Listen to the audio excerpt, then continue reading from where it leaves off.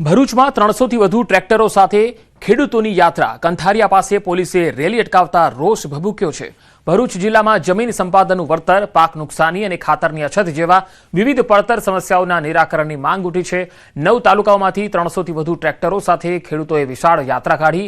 જો કે મંજૂરી ન હોવાનું જણાવી પોલીસે કંથારિયા પાસે ચુસ્ત બંદોબસ્ત વચ્ચે આ રેલીને અટકાવતા ખેડૂતોમાં ભારે રોષ જોવા મળ્યો। તેમણે પોતાનો અવાજ દબાવવાનો પ્રયાસ થઈ રહ્યો હોવાનો આક્ષેપ કર્યો। અમારી મહામૂલી જમીન મીટરના 50-100 રૂપિયા મીટરના ભાવે લઈ લેવાની વાત સરકાર કરી રહી છે અને અમે વિરોધ કરી રહ્યા છીએ અને આવનાર દિવસોમાં જમીનની બજાર કિંમતના 4 ગણા જ્યાં સુધી વળતર ન મળે ત્યાં સુધી આ વીજ ટાવર થાંભલા અમે લાખવા દેવાના નથી। એની સાથે આવેદનપત્ર આપવા જઈ રહ્યા છીએ। અમદાવાદના બોપલ ઘુમા વિસ્તારમાં જળભરાવની સ્થિતિને રોકવા માસ્ટર પ્લાન તૈયાર કરી દેવામાં આવ્યો છે। મ્યુનિસિપલ કોર્પોરેશન દ્વારા બોપલ ઘુમા વિસ્તારમાં ભારે વરસાદને કારણે સર્જાતી જળભરાવની ગંભીર સમસ્યાના કાયમી નિરાકરણ માટે ખાસ પ્લાન તૈયાર કરાયો। કેન્દ્રીય ગૃહમંત્રી અમિત શાહની સૂચના બાદ 142.5 કરોડના ખર્ચે સ્ટ્રોમ વોટર ડ્રેનેજ પ્રોજેક્ટ હાથ ધરવામાં આવી રહ્યો છે, જેમાં હાઇડ્રોલોજીકલ સર્વે આધારિત માસ્ટર પ્લાન અને ડીપીઆર હેઠળ 3 મુખ્ય કામોના ટેન્ડર પ્રસિદ્ધ કરી બોપલ ઘુમા અને રત્ના તળાવના કેચમેન્ટ વિસ્તારમાં નવા પમ્પિંગ સ્ટેશન તથા રાઇઝિંગ મેઇન લાઇન નાખી વરસાદી પાણીના ઝડપી નિકાલનું આયોજન કરાયું છે, જેનાથી સાઉથ બોપલ સહિતના અસરગ્રસ્ત નીચાણવાળા વિસ્તારોની વસ્તીને મોટી રાહત મળશે। માન્ય અમિતભાઈ શાહ સાહેબે અગાઉ જે તળાવના અંદર તળાવ ઊંડા કરવા અને એના અંદર વરસાદી પાણી જાય એના માટેની અગાઉથી ચિંતા કરી હતી। એ તળાવો ઊંડા અને વ્યવસ્થિત બની ગયા છે। એના અંદર પાણી જાય એના માટેની આ એક ઇન્ટરલિંકિંગ અને વરસાદી લાઇનનું બધાનું જોડાણ કરવાનું છે અને આના લીધે લગભગ આપણી બોપલ ઘુમાના જે 11 કિલોમીટરનો એરિયા તમે ગણો એ 11 કિલોમીટરના વિસ્તારના અંદર આનો સીધો લાભ થશે।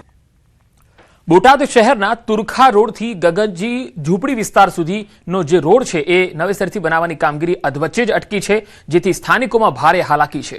આશરે 1.5 મહિના પહેલા નવા રોડ માટે ખોદકામ શરૂ કરાયું હતું, પરંતુ ત્યારબાદ કામગીરી બંધ કરી દેવાતા આખો માર્ગ બિસ્માર બની ગયો। રોડ પર ઠેર ઠેર મોટા ખાડા અને પથ્થરો પડેલા હોવાથી વાહન ચાલકો માટે પસાર થવું જોખમી થઈ ગયું છે। વરસાદી પાણી ખાડાઓમાં ભરાતા વાહન ચાલકો સ્લીપ થવાના બનાવો અને ગંદા પાણીના કારણે મચ્છરોનો ઉપદ્રવ ખૂબ વધ્યો છે। સ્થાનિકોએ તંત્રને તાત્કાલિક રોડની અધૂરી કામગીરી પૂરી કરવા યોગ્ય માર્ગ વ્યવસ્થા ઊભી કરવાની માંગ કરી છે। સાથે જો નક્કર કાર્યવાહી નહીં થાય તો ઉગ્ર આંદોલનની પણ ચીમકી આપી છે। છેલ્લા 3 મહિનાથી જે રોડનું કામ બંધ છે એમાં લોકો ત્રાહીમામ પોકારી છે અને એટલી હદે ખરાબ પોઝિશન છે। ગટરો ખુલ્લેઆમ જાય છે, વાહનો ચાલી નથી શકતા, 2 વ્હીલ લઈને બાળકો પડી જાય છે, સાયકલ લઈને જતા હોય તો નીચે પડી જાય છે। એટલે આ રોડને ઝડપથી અને સારી રીતે બનાવો।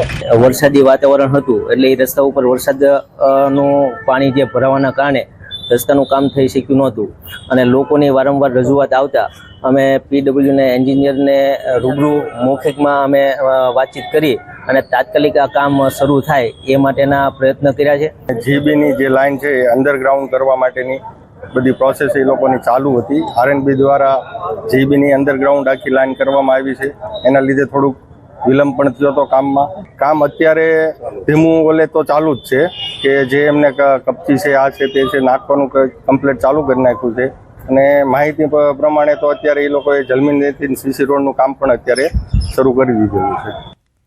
હવે વાત ખાડા રાજની।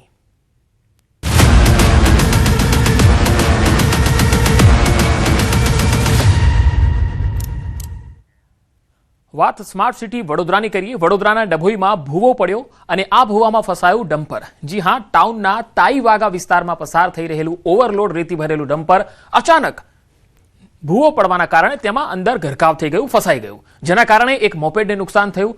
થોડા સમય માટે ટ્રાફિક જામની સ્થિતિ સર્જાઈ। બનાવની જાણ થતાં જ પાલિકા પ્રશાસન તાત્કાલિક સ્થળ પર પહોંચ્યું અને ક્રેનની મદદથી ડમ્પરને બહાર કાઢવાની કામગીરી હાથ ધરાઈ હતી।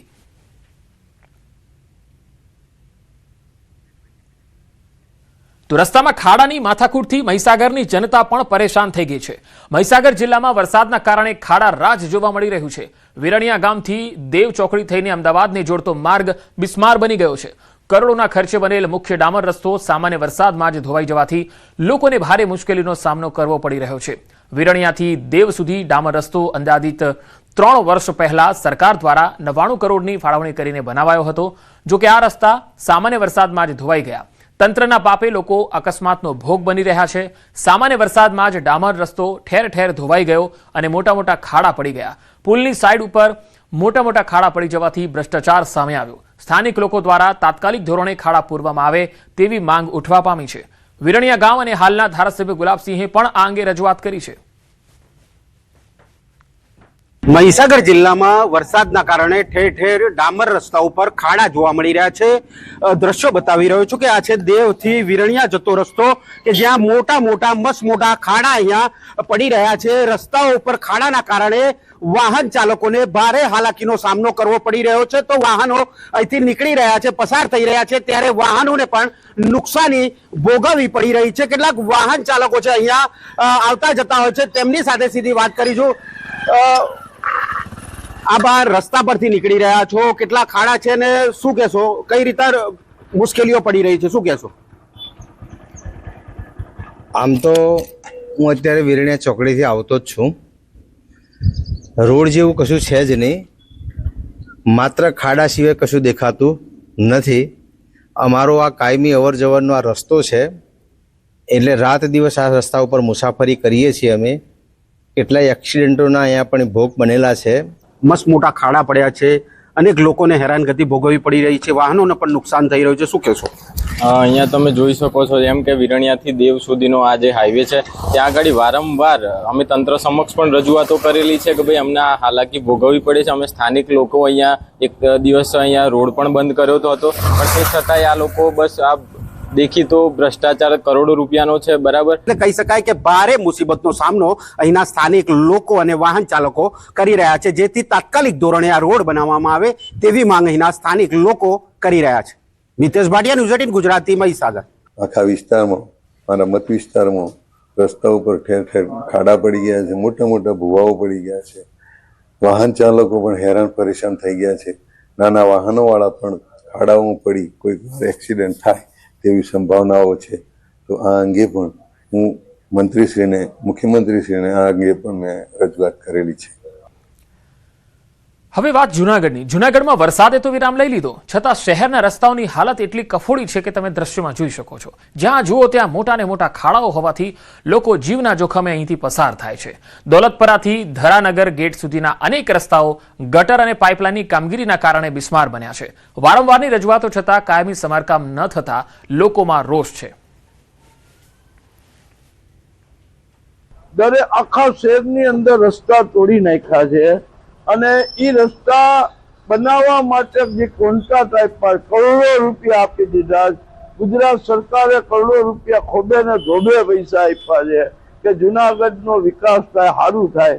પણ જુનાગઢના જે કોન્ટ્રાક્ટ છે એ આ સત્તાધારી બોડીના મિલી ભગતના જ કોન્ટ્રાક્ટ છે. તપાસ કરવાની અમે માંગણી કરીએ છીએ અને જુનાગઢની જનતાના જે પૈસા આપ્યા છે એના પૂરા ઉપયોગ થાય એવી ગુજરાત સરકારને અપીલ કરીએ કે એનો ઉપયોગ પૂરેપૂરો થવો છે.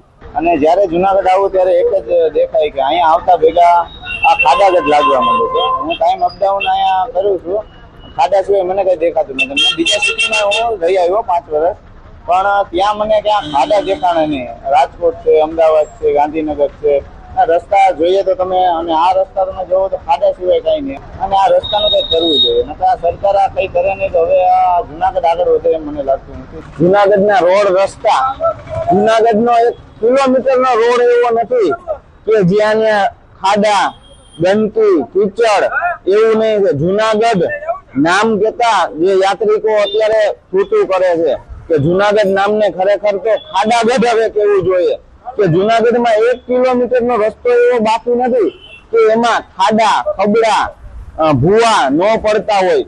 આ તંત્ર બેરું મૂંગું સુઈ ગયું હોય એવું કામ કરે છે. હવે બીજી તરફ તંત્ર દ્વારા ચોમાસું પૂર્ણ થયા બાદ રસ્તા બનાવવાની ખાતરી આપવામાં આવી, પરંતુ લોકો હવે માત્ર વાયદા નહીં, કામગીરીની રાહ જોઈ રહ્યા છે. જુનાગઢ કે ખાડાગઢ આ કહેવું મુશ્કેલ છે, કારણ કે લોકો હવે આ જ પરિસ્થિતિમાં જીવવા મજબૂર બની ગયા છે. જુનાગઢ શહેરની સ્થિતિ આપ જોઈ શકો છો કે જુનાગઢ શહેરનો એક પણ એવો રસ્તો નહીં હોય કે જ્યાં ખાડા નથી. આપ દ્રશ્ય જોઈ શકો છો કે જુનાગઢના ઐતિહાસિક ઉપરકોટ કિલ્લાને જોડતો આ રસ્તો છે કે અહીં ખાડા જ ખાડા છે. આ એક વિસ્તાર નહીં પરંતુ જુનાગઢ શહેરના તમામ જે મુખ્ય માર્ગો છે તેમાં એક ખાડો ના હોય તેવું નથી બની રહ્યું. તંત્ર વાત કરી રહ્યું છે કે વરસાદ રોકાશે એટલે રસ્તા બની જશે, પરંતુ વરસાદે વિરામ લીધો તેને લાંબો સમય થયો છે, પરંતુ હજી પણ આ રસ્તાઓનું કામ થયું નથી. મહાનગરપાલિકાના અધિકારીઓની ઢીલી નીતિના કારણે લોકો હેરાન થઈ રહ્યા છે, તો બીજી તરફ બહારથી આવતા પ્રવાસીઓ પણ મુશ્કેલીમાં મુકાયા છે. ખાસ કરીને જે રીતે ભૂગર્ભ ગટર અને પાણીની લાઈન સહિતની કામગીરી કરવામાં આવી, પરંતુ બાદમાં કોઈ જ છે તે કોઈ પ્રકારની રસ્તાની કામગીરી છે તે કરવામાં નથી આવી ને જેના કારણે લોકો હેરાન પરેશાન થયા છે. વહેલી તકે રસ્તાઓનું સમારકામ કરવામાં આવે તેવી માંગ ઉઠી છે. અમારા બખાઈ ન્યૂઝ 18 ગુજરાતી, જુનાગઢ.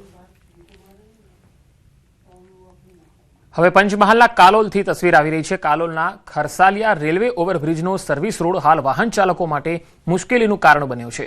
વેજલપુરથી અમદાવાદ હાઈવેને જોડતા આ માર્ગ પર મસમોટા ગાબડા પડી ગયા છે અને ખાડામાં પાણી અને કાદવ કીચડનું સામ્રાજ્ય પણ થઈ ગયું છે. ખાડામાં વાહનો પટકાતા નુકસાન થઈ રહ્યું છે, જ્યારે ટુ વ્હીલર ચાલકો અકસ્માતનો ભોગ બની રહ્યા છે. આ માર્ગ પરથી ડાકોર, પાવાગઢ જતા દર્શનાર્થીઓ ઉપરાંત 30થી વધુ ગામના લોકો, વિદ્યાર્થીઓ અને નોકરિયાતો દરરોજ અવરજવર કરે છે. માર્ગ ટુવાથી વેજલપુરને જોડતો માર્ગ છે અને વચ્ચે 40 થી 45 ગામડાઓ અંદાજિત આવેલા છે. તો એ ગામડાઓના અવર જવર માટે આ જ રોડ છે, અમારે બીજો કોઈ રોડ નથી. તો અમારે વેજલપુર જવું કે ગોધરા જવું, કોઈને દવાખાને લઈને તો પણ અમારે અહીંયા ગાડીની અવર જવર થતી